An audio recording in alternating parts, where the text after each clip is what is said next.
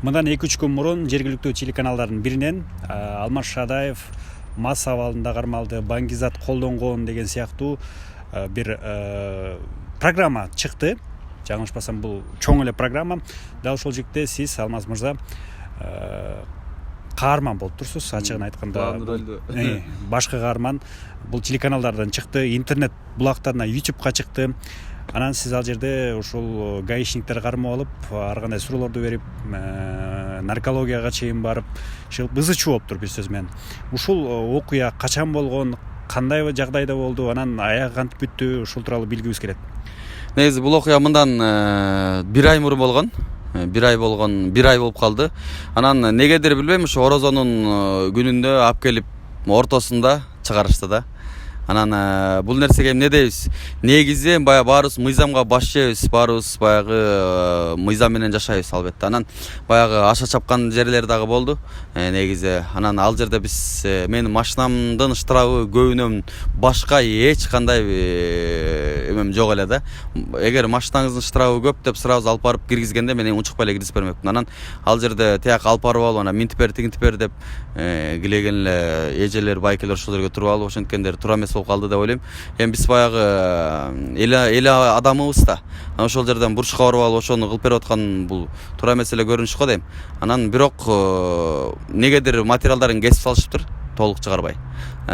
Мен ал жерден ошо үйлөгөнүн үйлөп, мен ошого баргам өзүчө. Ошо үйлөгөнүн үйлөп бергем, негедир аны кошпой коюшуптур да.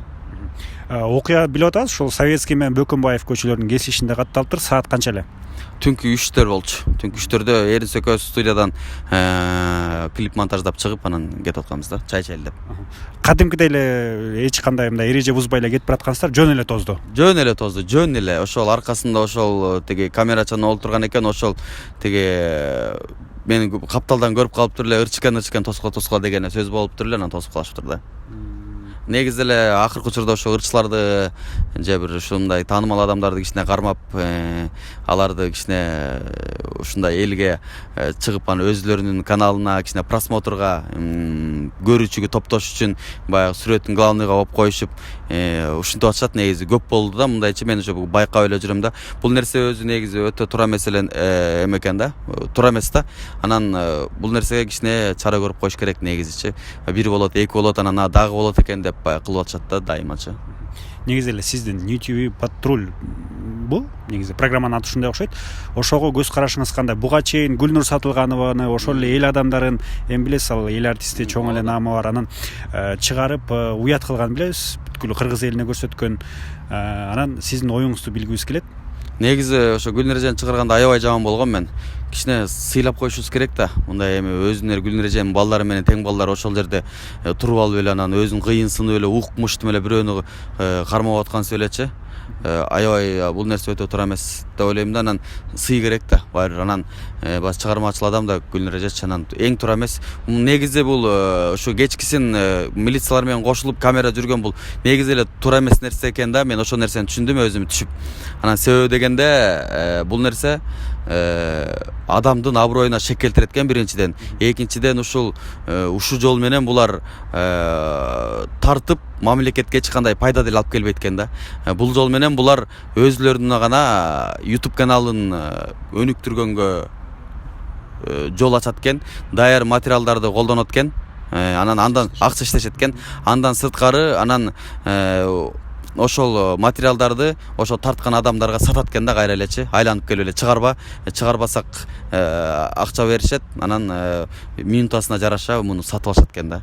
Каяктан билесиз бул маалыматты? Бул маалыматты ошо бизди да чакырган, Эрис экөөбүздү ошо нитүү чакырып, анан ошол жерден бизге дагы сунушташты.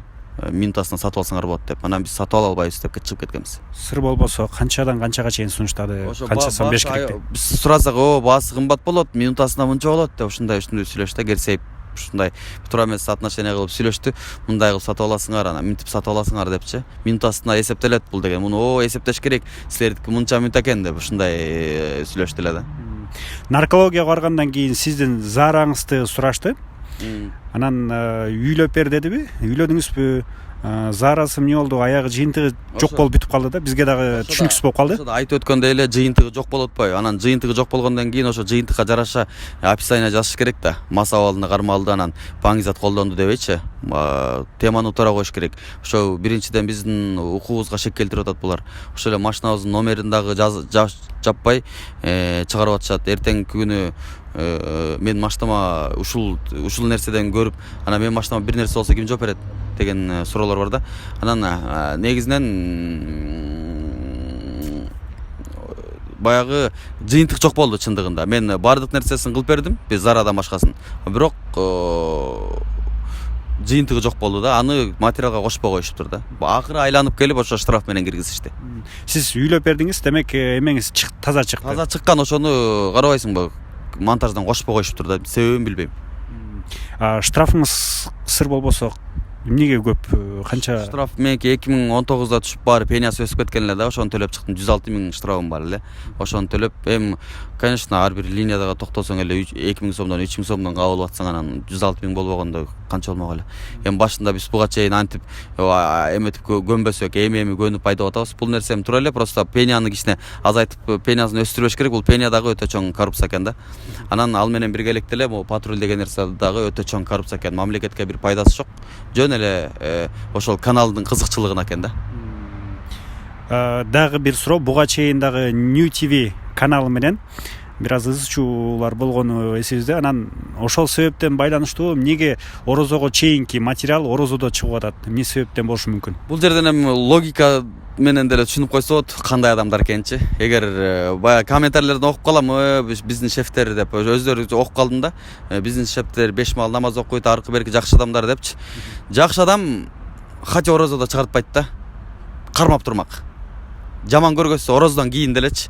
Анан орозонун күнүндө ушундай темаларды, ушундай эмелерди, материалдарды даярдап катып алып, бир айдан кийин орозонун күнүндө чыгаргандары бул кандай адам?